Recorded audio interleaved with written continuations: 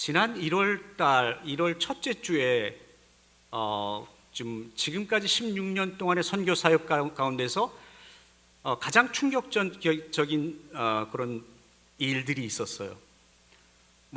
남들이 볼 적에는, 다른 사람이 볼 적에는 그렇게 충격적인 일이 아니에요.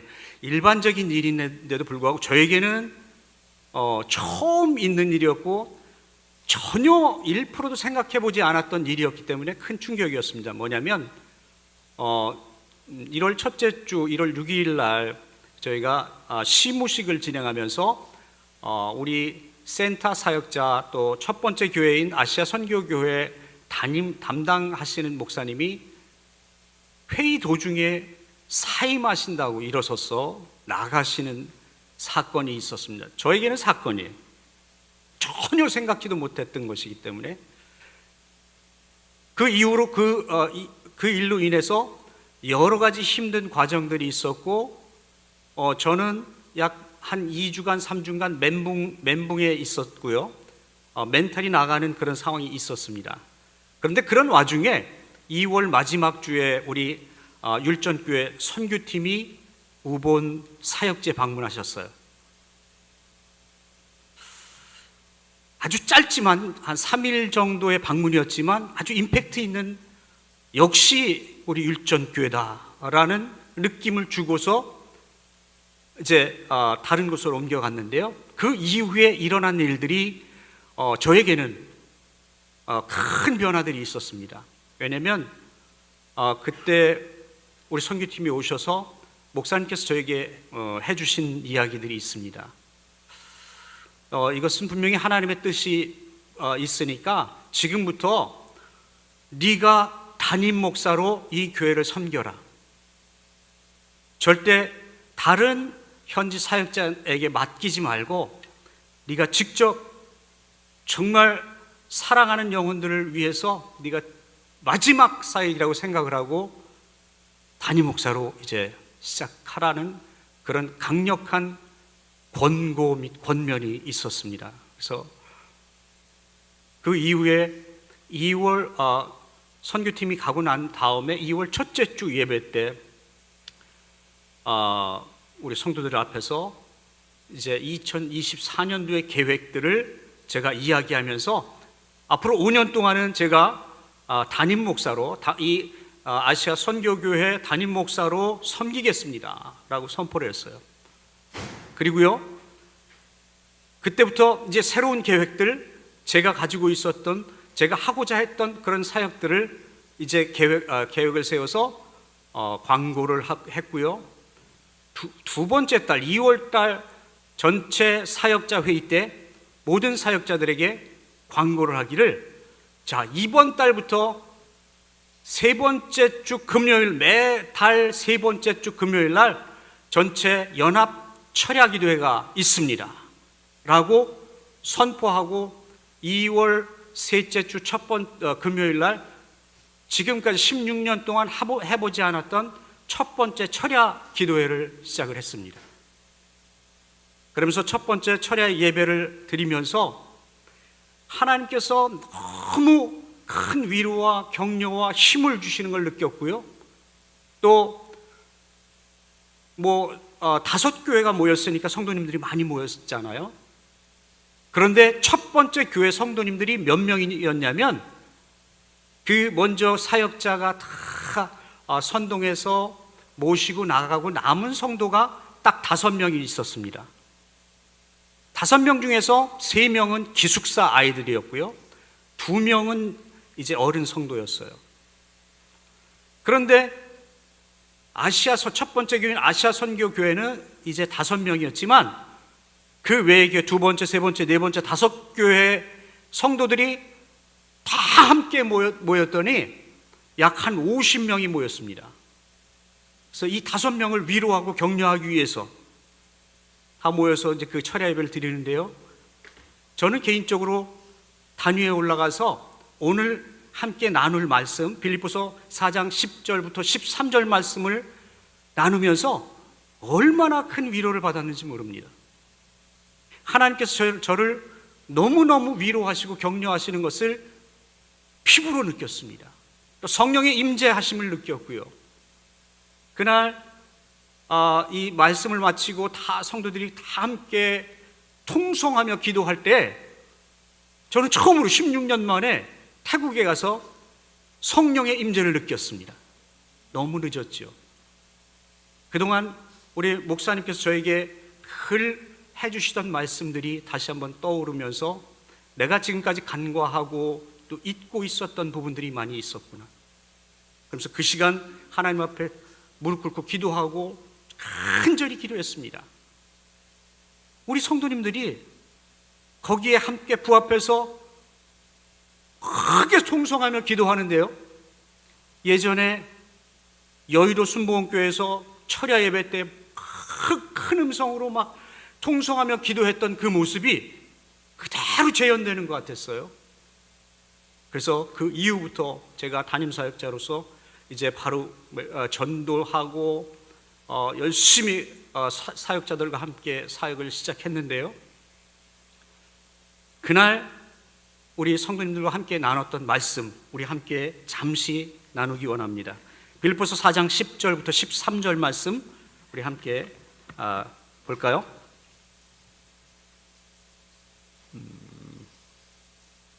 빌립보서 4장 10절부터 13절 말씀 함께 봉독하겠습니다. 시작. 내가 주 안에서 크게 기뻐함은 너희가 나를 생각하던 것이 이제 다시 싹이 남이니 너희가 또한 이를 위하여 생각은 하였으나 기회가 없었느니라. 내가 궁핍함으로 말하는 것이 아니라 어떠한 형편에든지 나는 자족하기를 배웠노니 나는 비천에 처할 줄도 알고 풍부에 처할 줄도 알아 모든 일 곧 배부름과 배고픔과 풍부와 궁핍에도 처할 줄 아는 일체 비결을 배웠노라. 내게 능력 주시는 자 안에서 내가 모든 것을 할 수 있느니라. 아멘. 그때 저의 마음은 정말 힘든 상황이었어요. 그런데 하나님께서 붙잡아 주셔서 그날 이 설교를 하면서 우리 모든 성도님들과 함께 다시 일어납시다 라고 외치면서 설교를 했어요. 우리가 그 누구의 도움 없이 우리가 우리 교회들을 살리고 또 이 주변에 하나님께서 택한 백성들을 우리 손으로, 우리의 마음으로, 우리의 열정으로, 우리의 헌신으로 살려냅시다 라고 선포했습니다. 오늘 제목은 자족하는 믿음인데요, 자족이라는 말은 사전적인 의미는 무엇입니까? 스스로 만족하게 여긴다라는 뜻이에요. 근데 성경적인 측면에서는 자족은 모든 일과 상황에서 하나님의 섭리를 인식하는 데서 비롯된다 라고 되어 있습니다. 오늘 이 빌립보서 4장 10절부터 13절 말씀 속에서 우리는 사도 바울의 삶을 한번 생각해 볼 수 있어요. 바울의 삶을 살펴보면 바울은 환경에 매몰된 삶이 아니라 환경을 뛰어넘는 그런 삶을 우리에게 보여주고 있습니다. 비천한 상황이나 또 풍부한 상황이나 어떠한 상황에 처한다 할지라도 흔들리지 않는 믿음 안에서 결국은 승리하는 그런 믿음을 보여주고 있습니다. 여러분, 환경은 시간이 지남에 따라서 변하게 되어 있습니다. 저는 그 당시에 철야 기도를 하면서 그 믿음이 아주 확고해졌어요. 시간이 지나면 우리가 하나님 바라보며 믿음 잃지 않고 나아가게 된다면 이 상황은 반전이 있다, 반전되게 된다라는 그런 믿음이 있었습니다. 환경뿐 아니라 사람도 바뀌게 되어 있습니다. 특히 사람은 시간의 굴레를 뛰어넘을 수 없기 때문에 외모도 바뀌게 되고요, 마음도 바뀔 수밖에 없습니다. 오늘 본문 말씀 속에서 말씀하고 있는 바울의 이 자족하는 신앙은 인간의 연약함을 겸손하게 인정하는 것이고 믿음으로 그 환경을 뛰어넘고자 끊임없이 노력하는 그런 신앙입니다. 11절 중반절에 보니까 어떠한 형편이든지 라는 구절이 있어요. 이 구절을 묵상하다 보면 먼저 요셉이 떠오릅니다. 요셉은 보디발의 집에서 종살이를 할 때나 감옥에 갇혀서 간수장의 수종을 들 때나 또 바오로의 궁전에서 총리를 하면서 부귀영화를 누릴 때나 어떠한 형편에 있든지 원망과 불평을 하지 않았습니다. 요셉은 환경을 뛰어넘어서 그 마음의 중심이 하나님 앞에 바로 선 사람이었어요. 요셉은 인간적인 생각이나 환경에 매몰되지 않았고요, 하나님께서 함께 하심으로 그 어떤 환경 속에서도 자족과 형통을 체험하게 된 것입니다. 사도 바울은 오늘 본문 13절에서 내게 능력 주시는 자 안에서 라고 고백하고 있습니다. 바울의 그 인간적인 감정이나 환경을 앞세웠다면 로마 감옥에서나 또 극심한 고초 가운데서 과연 자족하는 삶을 살 수 있었을까요? 결국 자족은요, 사람의 힘으로 할 수 있는 것이 아니라 하나님께서 내 안에 함께 하셔서 능력과 감동을 주셔야만 할 수 있게 된다는 것입니다. 여러분, 현재 우리에게 닥쳐진 어려운 환경들을 살펴볼까요? 우리 국가적으로는 또 경제적인 어려움, 또 정치적인 불안과 불신, 또 하나 되지 못함, 그리고 교회적으로는 어떻습니까? 계속되어지는 기독교인들의 감소, 또 재정적인 문제들, 어려움들, 그리고 개인적으로는 사업장의 문제, 가정의 문제, 자녀들의 문제 많이 있겠지요. 이러한 어려운 상황들 속에서 믿음 안에 살아가는 저와 여러분들은 바울처럼, 요셉처럼 내게 능력 주시는 자 안에서 어떠한 상황이라 할지라도 능히 이겨낼 수 있다라고 하는 믿음을 갖게 되시기를 축복합니다. 여러분, 지금 이 지구상에는요, 정말 말도 못하게 어려운 상황에 처해진 사람들이 너무나도 많이 있어요. 요즘 최근에 지진과 홍수, 그리고 전쟁과 기근, 이러한 정말 재해를 통해서 모든 것을 잃고 슬픔에 빠져 있는 사람들이 너무나 많이 있습니다. 우크라이나 전쟁, 이스라엘과 하마스, 그리고 요즘 홍수, 여러분들 아시죠? 브라질 홍수, 중국, 또 최근에는 또 아프리카 지진으로 인해서 수백 명이 목숨을 잃고 그 어려움에 처해 있습니다. 그런데요, 우리가 반드시 기억해야 할 것은 그러한 환경 가운데도 믿음 안에 살아가는 하나님의 백성들이 있다는 사실입니다. 우리는 그들을 위해서 기도해야 합니다. 믿음 안에서 승리할 수 있도록 그들을 위해서 기도해야 한다는 것이에요. 여러분, 그 어려운 환경 가운데서도 하나님을 붙잡고 하나님을 의지하고 승리하고자 끊임없이 노력하는 그 믿음의 사람들을 통해서 믿지 않는 그 백성들, 똑같은 어려운 환경에 처해진 백성들이 구원받을 수 있도록 기도해야 한다는 것입니다. 또한 여러분들이 하나님의 축복을 정말 많이 받아서 저들을 마음껏 도울 수 있기를 축복합니다. 디모데전서 6장 7절로 8절 말씀, 우리가 세상에 아무것도 가지고 온 것이 없음에 또한 아무것도 가지고 가지 못하리니 우리가 먹을 것과 입을 것이 있은즉 족한 줄로 알 것이니라. 사도 바울의 이 고백이 이 시간에 저와 여러분의 고백이 되시기를 축복합니다. 여러분, 생각의 차이가 운명을 바꾼다는 말이 있습니다. 내 마음에 드는 100%의 환경은 없어요. 사람은 좋은 환경보다 더 극한 상황에서 많이 배운다라는 말이 있듯이 조금은 어려운 상황일지라도 자족하기를 배우고 일체의 비교를 배울 수 있다면 지금보다 더 어려운 상황이 닥친다 할지라도 두려움 없이 이겨낼 수 있을 것입니다. 오히려 어려운 환경 가운데서 자족하고 감사하는 사람이 하나님께서 찾으시는 믿음의 사람인 줄 믿습니다. 자족과 감사를 방해하는 것은 무엇입니까? 욕심과 비교입니다.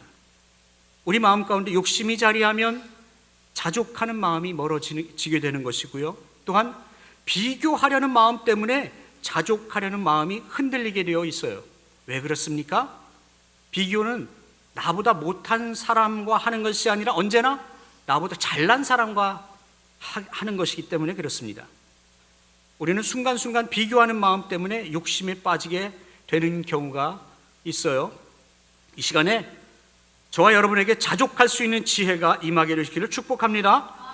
바울은 고린도후서 6장 4절로 5절에서 오직 모든 일에 하나님의 일꾼으로 자천하여 많이 견디는 것과 환난과 궁핍과 고난과 매맞음과 갇힘과 난동과 수고로움과 자지 못함과 먹지 못함 가운데서도 라고 고백하고 있고요. 고린도후서 6장 10절 말씀에 근심하는 자 같으나 항상 기뻐하고 가난한 자 같으나 많은 사람을 부요하게 하고 아무것도 없는 자 같으나 모든 것을 가진 자로다 라고 고백하고 있습니다.